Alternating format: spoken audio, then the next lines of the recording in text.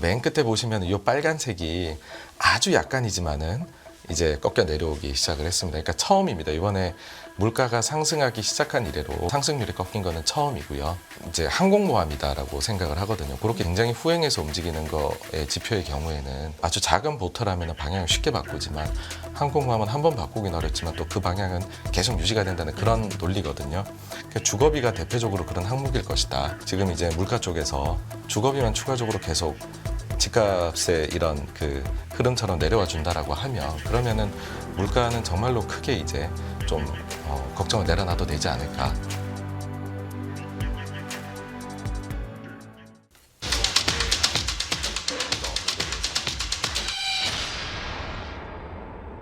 네, 86번가 정광훈 대표님 안녕하세요. 안녕하세요. 네, 안녕하십니까. 네, 먼저 축하드릴 일이 있네요. 네. 짠. 네, 감사합니다. 네, 근데 드디어 새 나왔습니다. 책이. 네, 네. 네. 근데 이분이 제목. 정광호 대표가 아니네요. 난 정광호 대표인 줄 알았는데. 한 장 넘겨보시면 그래서 저는 파월이 쓴 책인가 했더니.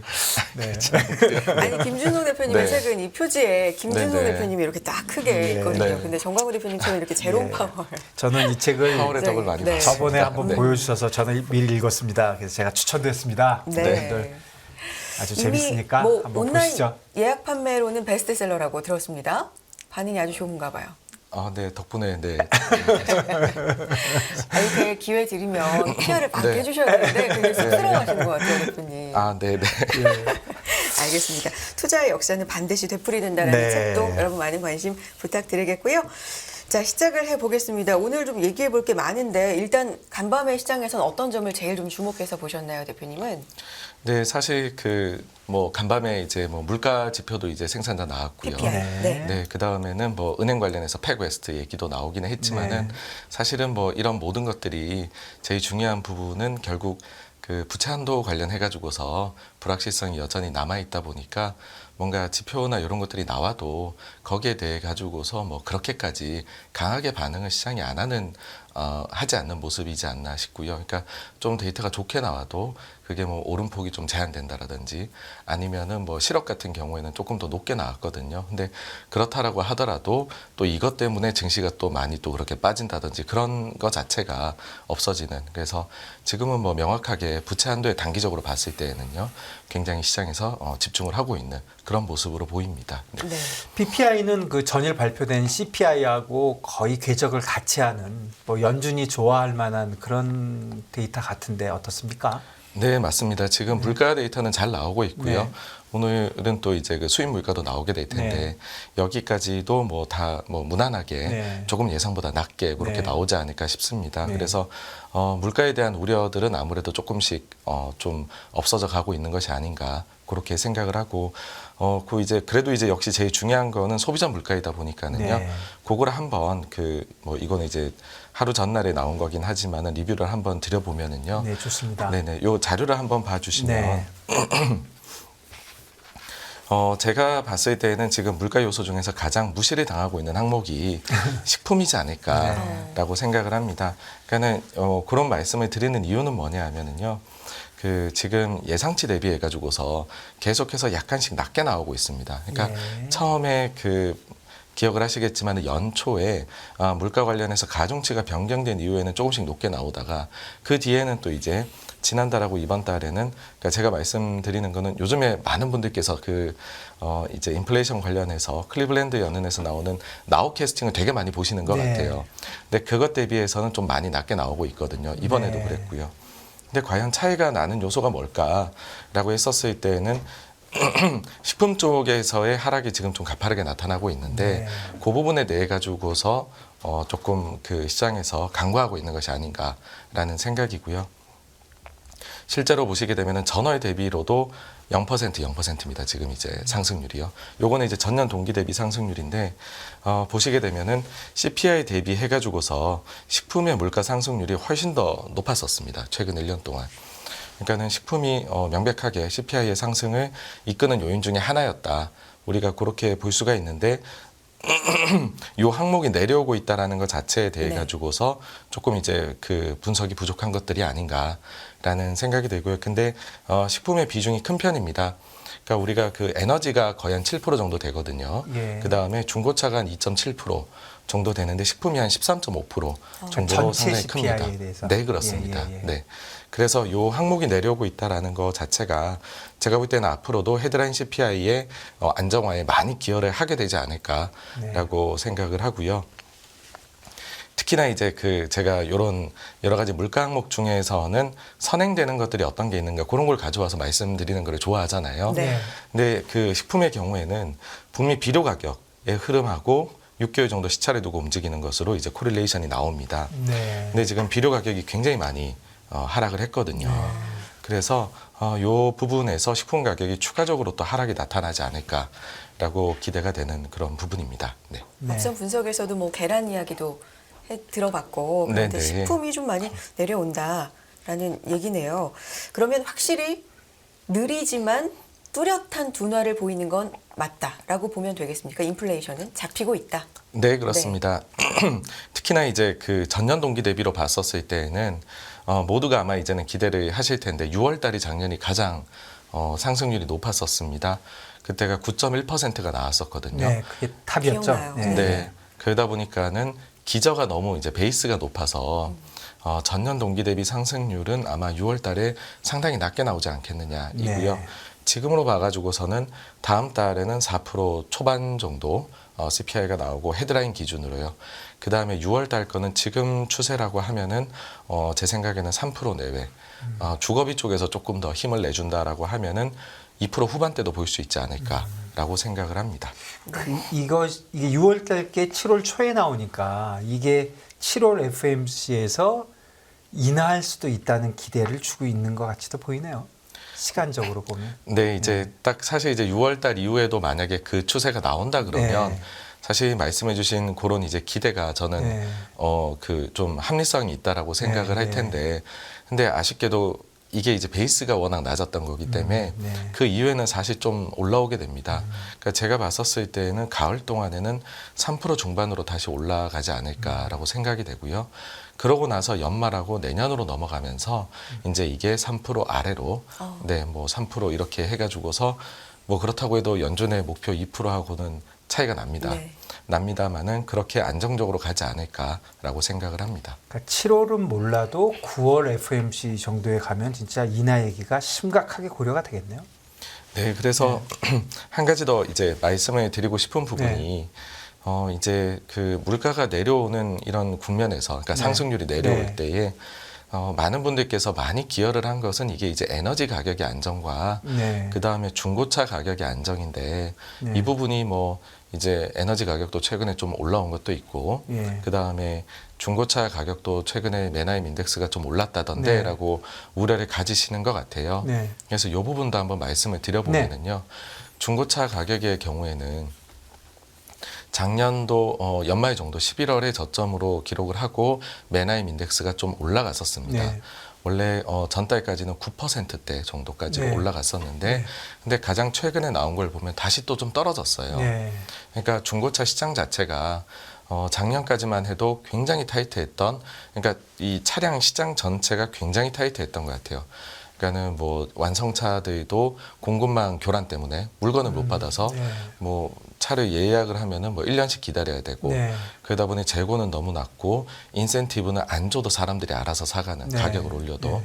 근데 지금은 그런 것들이 많이 좀 해소가 되고 있는 네. 상황에서 중고차 가격이 높게 형성이 돼 있는 거거든요. 네. 그래서 저는 중고차 가격이 여기에서 작년이나 재작년 같은 그런 좀 상승이 나오기는 어렵고 네. 일단 이쯤에서 머무르는, 그러다가 오히려 뭐 내려갈 수도 있지 않을까라고 생각을 합니다. 그런데 그럼에도 불구하고 최근 몇 달간은 좀 올랐었단 말이죠. 네. 그럼 이제 9%대 정도로 올랐었었는데 네. 그런데 CPI에 들어오는 중고차 지수는 1%밖에 안 올랐었습니다. 그러니까 이번 발표가 나오기 전까지는요. 네. 그러니 그 정도 차이만큼은 CPI에서 잠재적으로 상승해야 될 요인 아니냐, 이런 말들이 이제 잠재적 위험이다라는 거죠. 네. 예, 그런 말들이 나왔었는데 그런데 이제 이번에 보시면은 맨하임은 내려갔고요. CPI는 이거를 많이 갔습니다. 그래서 이제 그 맨하임이 한 6% 정도, 그 다음에 CPI 상승이 한 5% 정도, 중고차만 봤을 네. 때는요. 그래서 두 개 차이가 이제 없어졌습니다. 그러니까 그러네요. 우리가 잠재적으로 가졌던 그 숙제라고 해야 될까요? 그게 하나 없어졌고요. 그 다음에 에너지 가격을 보시게 되면 지금 이제 에너지 가격이 최근에 그 오펙 플러스의 감산이나 이런 것 때문에 약간 올라왔다 이런 걸 느끼시지만은 실제로 봤었을 때에는 작년 12월 달 지금의 한 수준입니다. 그러니까는 그 올해 한 11월 말 지금 가격 정도에서 박스권이 유지된다는 가정하에서요. 네. 올해 11월까지 그 다음에 12월 한 중순 때까지는 지금 전년 동기 대비로는 오히려 에너지 쪽에서는 계속해가지고서 물가가 그 이제 도움을 받을 일이 오히려 더 남아 있거든요.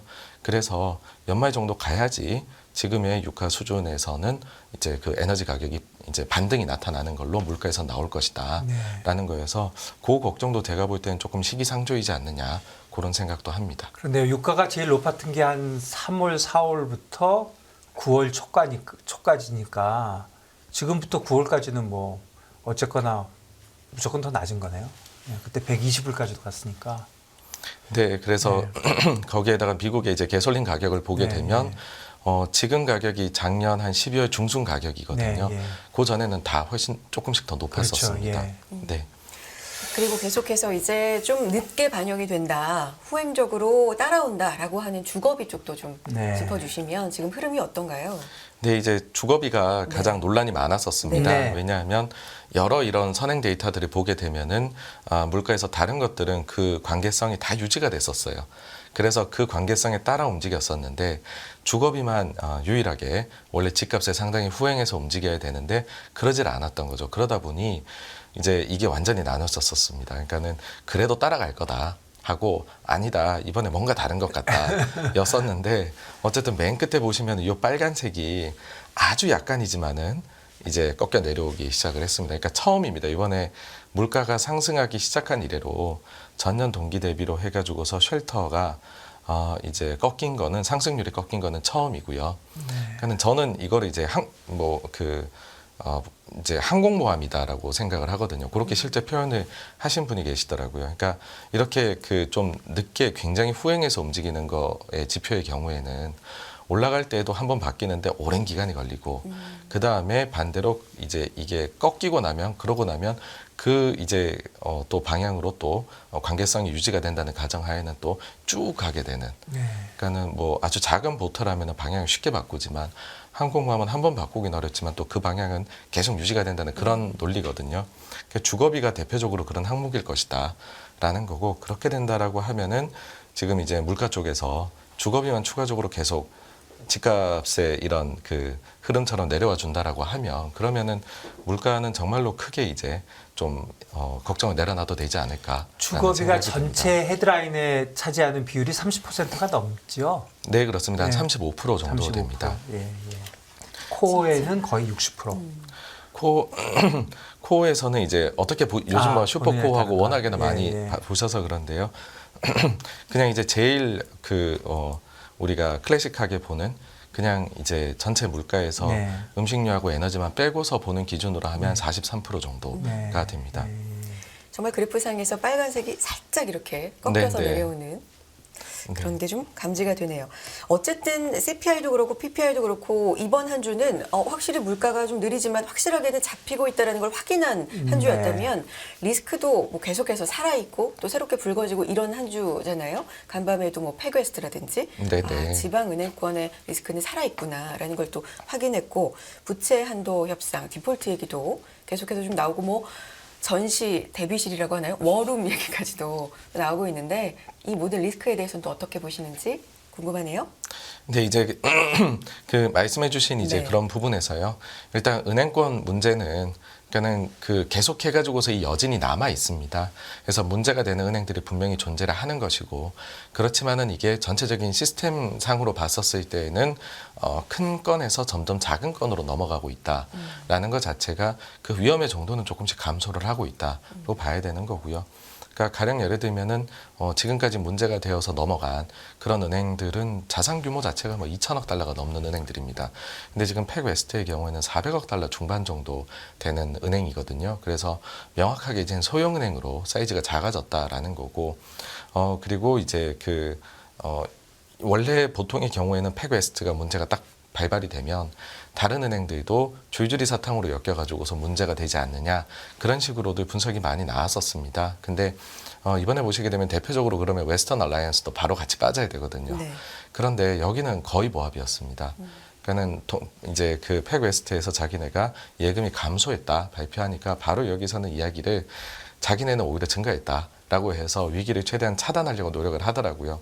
그래서 그 이제 매주 목요일에 나오는 그 급전 빌려간 것도 한번 네. 이제 같이 연계해서 업데이트를 해드리면 그게 다시 조금 증가를 했습니다. 네. 아마도 지금 시장에서 예상은 팩웨스트가 지금 가져가지 않았느냐라고 생각을 하고 있는데, 그러니까는 그 문제 자체가 저는 이제 그렇게 봅니다. 이제 불확실성이 되게 컸다가 지금은 정말로 그 중에서 아주 현미경 들여다보듯이 이제는 누가 문제이고 그 중에서도 누군 또 문제가 아니고, 그러니까 조금 얼마 전까지만 해도 조금 몽둥이로 둔하게 여러 개를 이제 뭐 게임으로 치면 이제 광역으로 이렇게 막 이렇게 공격기를 썼다라고 하면 지금 같은 경우에는 아 이제 여기가 문제구나로 상당히 특정이 되는 것 같습니다. 그러니까 그런 것 자체가 어쨌든 뭐 노이즈는 나오고 있지만은 문제에 대해 가지고서 이제 전체적인 시스템에서 이제 보는 그런 부분은 좀 줄어드는 게 아닌가로 생각이 되고요. 그 다음에 말씀해 주신 이제 부채 한도 같은 경우에는 결국에는 6월 달까지 계속 가야 됩니다. 이거는. 네, 뭐 거의 데드라인의 거의 끝에 서가지고서 정치인들은 협상을 하지 않을까라고 생각을 하시고 이 문제는 보셔야 되지 않을까라고 봅니다. 근데 그 부채 한도보다도 이 이제 그 지역은행의 문제를 보면 시장에서 진짜 한 명씩 이렇게 탁탁 찍히는 거잖아요. SBB가 찍히고 FRC가 찍히고 패드웨스트가 찍히고. 근데 기본적으로는 이게 예금이 빠져나가는 거니까 심리적인 게 있어. 누가 찍히면 실제로 예금이 빠져나가고 그리고 원래 찍은 게 맞는 것처럼 보이고 뭐 이런 거의 연장인 것 같은데, 어제 뭐 다른 코멘트에서 보면 이런 일이 자꾸 벌어지니까 예금에서 빠져나와서 이제 채권을 사서 미국 국채 가격이 좀 줄어들고 있다. 뭐 이런 얘기까지 나오고 있네요. 아무래도 자금의 움직임이 좀 채권 쪽으로 들어가고 있는 건가요? 네, 그 사실 이제 예금에서 빠져나오면 대표적으로 가는 시장이 MMF 쪽입니다. 네. 그리고 MMF로 가게 되면 현실적으로는 제일 먼저 그 자금이 향하는 곳은 다시 연준으로 지금 명레포로 향하고 있습니다. 네. 그리고 더불어서는 아주 이제 초단기채 위주로 네. 해가지고서 요 자금들이 가거든요. 그래서 사실 그 최근에 중장기채 움직임은 요 흐름하고는 저는 조금 괴리가 있다라고 네. 생각을 하고요. 그리고 MMF로 움직이고 있는 거는 금리 차이가 워낙 나기 때문에 사실은 작년부터 해서 계속 일어나고 있습니다. 그러니까 네. 그 흐름이 너무 가속화가 되지 않는다라는 하에서는 사실 그 코로나 때 워낙에나 과잉 유동성이 풀리면서 은행들 입장에서도 예금이 과도하게 한 번에 확 들어왔던 게 있거든요. 그게 이제 조정을 받는 단계에 있는 것이고, 그 상황에서 너무 속도가 빠른 곳들은 문제가 생긴 거고, 그렇지 않은 곳들은 그래도 잘 유지가 되고 있다라는 것이죠. 그래서 뭐 제가 생각을 할 때는 여기에서 이제 그 금리 인상이 저는 거의 뭐 멈췄다라고 이제 기준금리 인상이 생각을 하기 때문에 그런 상황이다라고 하면은 이제 여기에서는 계속해가지고 또 언제 내릴 거야 이런 얘기로 자꾸 넘어갈 거잖아요, 시장에 그 이슈 자체가. 그러면은 요 흐름도 이제 저는 봤었을 때는 피크를 지나고 있는 것이 아닐까, 이 격차가 나는 것도요. 그렇게 생각을 합니다. 예, 그러니까 은행에서 예금이 빠져서 채권으로 가서 채권 가격, 장기채가 줄어드는 거 그쪽으로 보는 경로보다는 그냥 지금 뭐 지역채하고 지역은행채하고 국채하고의 스프레드가 많이 벌어지니까 그 벌어지는 쪽에서 국채가 좀 강해졌다 이렇게 보는 게 오히려 더 맞겠네요. 네, 그리고 그 사실 이제 장기채 쪽은 여러 가지 요인이 저는 미칠 것 같은데 그 중에 하나가 인플레도 분명히 있다라고 생각을 합니다. 그러니까 인플레이션이 굉장히 장기간에 걸쳐 가지고서 이게 고착화될까봐 걱정들 하시는 것도 분명히 있었을 텐데, 근데 조금 이제 뭐 우려를 덜게 나오다 보니까는 그러면은 장기채도 저는 약간은 그거는 금리가 떨어질 수도 있는 요인이지 않을까 뭐라고 생각을 하고요. 사실 그래서 그거랑 조금 엮어가지고서 이제 물가 쪽에 대해서 한 가지만 더 말씀을 드려보면은요. 그 이제 지금 물가에서 앞서 이제 주거비, 사실 주거비가 워낙에나 지금 중요합니다. 그 차지 비중이 높아. 그런데 그 전년 동기 대비뿐만이 아니라 최근에 전월 대비로도 완연히 좀 꺾이는 모습이 나오고 있는 그런 상황이고요. 그 다음에 그 저는 이제 사람들이 많이 걱정하시는 게 근원 물가잖아요. 근데 근원 물가가 오히려 하반기에는 좀 떨어질 수 있는 기대주의지 않을까라고 생각을 합니다. 그러니까는 일단 베이스 효과로 봤었을 때 헤드라인 물가의 경우에는 작년도 6월이 제일 높았거든요. 그래서 올해 6월이 제일 낮을 것이다가 나오는 건데 반대로 근원의 경우에는 작년도 6월이 아니라 9월이 가장 높았었습니다. 네.